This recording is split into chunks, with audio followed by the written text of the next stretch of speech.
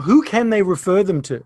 I mean, in Australia, presumably, New Zealand, who can they refer them to? Once somebody's had this conversation, you go, by the way, thank you for sharing that with me. That must have been really hard to do.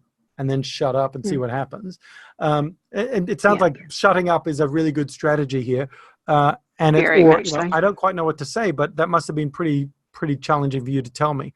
So thanks. And then, and then the conversation goes, and it's like, so what would you like to do to change this? And then or hear them out. That's right. And how can I help you? Yeah. How would you like me to? But then how can they help them? So who would they ring? So every area will have a stopping violence or a no to violence or a men's line or something like that. So that's where I would start. Another place that you could consider is, especially if someone's working, is connecting into employer assistance program. So counsellors and psychologists and so forth as well. So it's definitely that would be another place, and it could be that they may have someone in mind that they want to talk to. So even asking them, now you've said that, where to from here? Where do you think? Put the question back on them, because I don't believe that they will have said something unless they had something next in mind.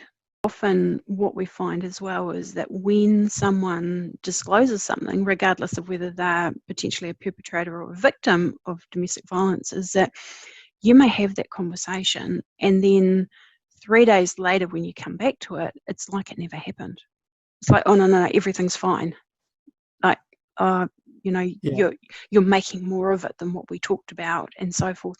So we find that happens all the time, and then it puts you in a really awkward place of disconnect as well. Is like so now you've left with this burden around, well, what do I do now? And it has a real ripple impact on you as well, because you seem to be the one that's left with this problem now, and they've gone about their business and it's like nothing's happened, but it's happened. And so there's that happens as well, and it's really, really common. So even if you get someone to a helpline, which I absolutely recommend, but it's around, we have this expectation that we expect them to do it in our timeframes, and their timeframes may be very, very different. So again, that's the importance of what we went back to before around the consistency of being there and having these regular conversations, or not having them, but just being there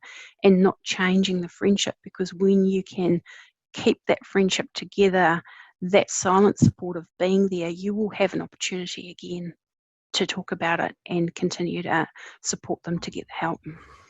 What about so if you're talking to the perpetrator, what about the victim of the domestic violence?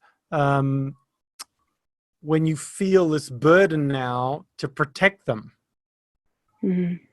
at the risk of screwing up your friendship now, because if you betray them betray that trust. So because you talked about the time frames may be different. I mean, they were ready to talk, but they're not ready to shift, or they're not ready to go the next step yet. Oops. What would you say? What would you say? Yeah. What, I mean, would you, in that first outreach call, knowing that denial and let's erase the conversation could happen,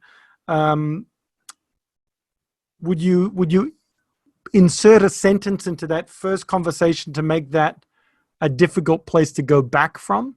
For example, something like, hey, by the way, thank you for having this conversation with me. It's been a pretty tough conversation, I think, for you and for me, but I really acknowledge and appreciate the fact that you've had it. in a couple of days' time, you might wish that we didn't have this conversation. And I just want to assure you that I'm here for you anyway. But I do want to address this again when we do next speak. Something like that. I'm making this up.